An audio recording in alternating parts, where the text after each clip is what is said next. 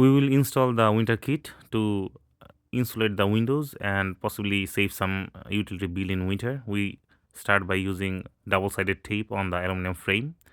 You can also use it on the wall, but there is a possibility of chipping away the paint, even plasters.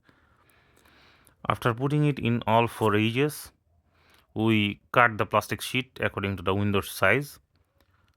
I put almost 3 to 4 inches in each sides to be careful. Now we start with the top by pulling off the tape from one side. Don't touch the other sides because the plastic sheet will start sticking to the sides. Try to make the polythene as wrinkle free as possible. After this, we go to the bottom. We try to tighten the polythene sheet as much as possible before sticking it to the bottom.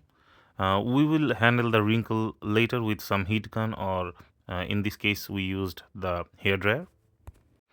So when we're done with the top and bottom, the sides will be easier, so we can do each side at a time. Don't worry about the wrinkle that much because we can work on that later. I have a security camera, so we cut a small hole onto the plastic sheet and use some tape to integrate that into the winter kit. So now we have the plastic sheet on the window.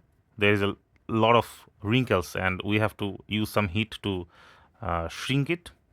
I used a hair dryer. Depending on how is the settings or the power of the hair dryer, you will have to adjust the distance from the plastic sheet, and this is a lengthy process. You will have to have some patience, but believe me, the wrinkle will go away and the plastic sheet will become as crystal clear as a glass.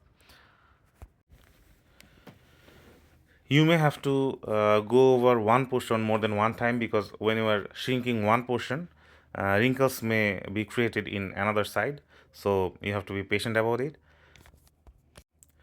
When you are done, you will have a difficulty to distinguish the plastic sheet from the glass, and I have been using it for almost 1 month. I am seeing at least $1 to $1.50 savings each day, so it's good.